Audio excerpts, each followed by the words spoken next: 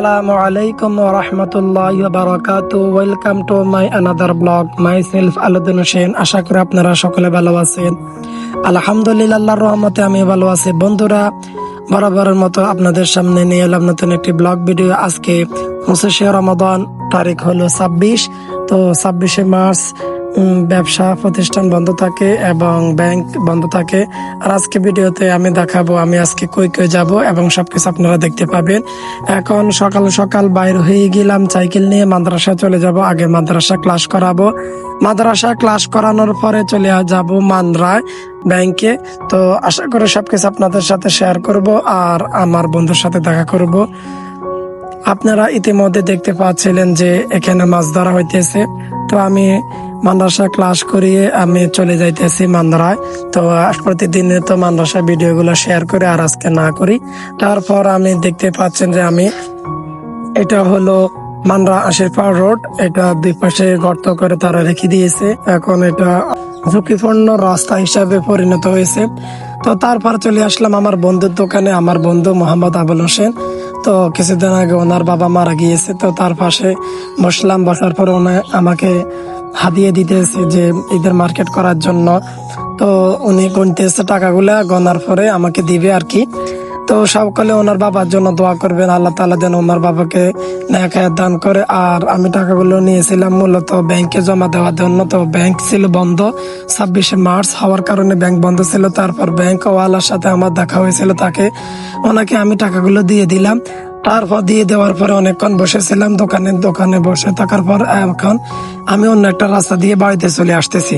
বন্ধুরা, আমরা যাওয়ার সময় গিয়েছিলাম এক রাস্তা দিয়ে, আসার সময় আমরা এখন অন্য রাস্তা দিয়ে চলে আসতেছি, যার কারণে রাস্তাটা একটু অনেক ভালো হয়েছে, খারাপ লাগে নাই।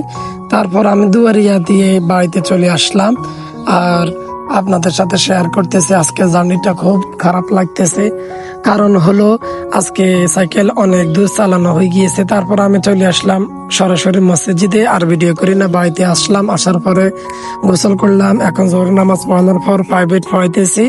তো প্রাইভেট আর পড়ানোটা আপনাদের সাথে শেয়ার করি নাই। এখন আসরের পরে যে প্রাইভেটটা ছিল ওইটা শেয়ার করতেছি। আর একটু পরে ইফতারের সময় হয়ে যাবে, আমরা ইফতার করব আর আপনাদের সাথে শেয়ার করব আজকে ইফতারের মধ্যে কি কি দেয়।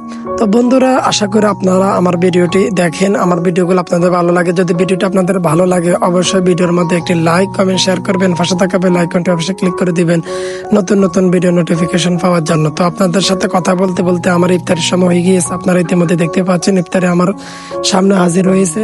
আর সব সময় ইফতারের সামনে নিয়ে দোয়া করবেন। তো বন্ধুরা, আপনারা ইফতারের ভিডিওটা দেখতে থাকুন। এখন সকলের জন্য দোয়া করবেন। তো ভিডিওটা এনজয় করুন।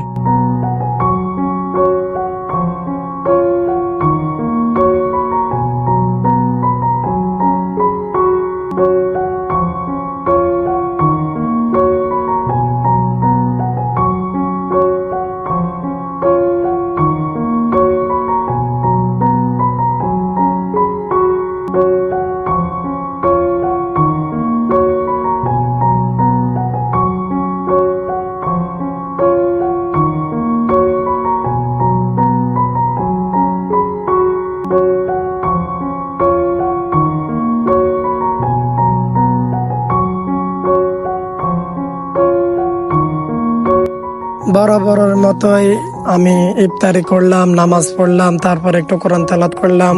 আর তারপরে আমাকে সন্ধ্যাবেলার খাবার দেওয়া হয়েছে, আপনারা ইতিমধ্যে দেখতে পাচ্ছেন। আজকে আর ভিডিওটা বাড়াবো না, তো এখানে শেষ করব ভিডিওটি। আর আপনাদের ব্লগ ভিডিওগুলো অবশ্যই ভালো লাগে, যদি ভিডিওগুলো আপনাদের ভালো লাগে অবশ্যই ভিডিওর মধ্যে লাইক এবং শেয়ার করে দিবেন। আর এটা হলো ভোরবেলার খাবার, তো এটাও আপনাদের সাথে শেয়ার করলাম। আজকে 2 বেলার খাবারে শেয়ার করলাম।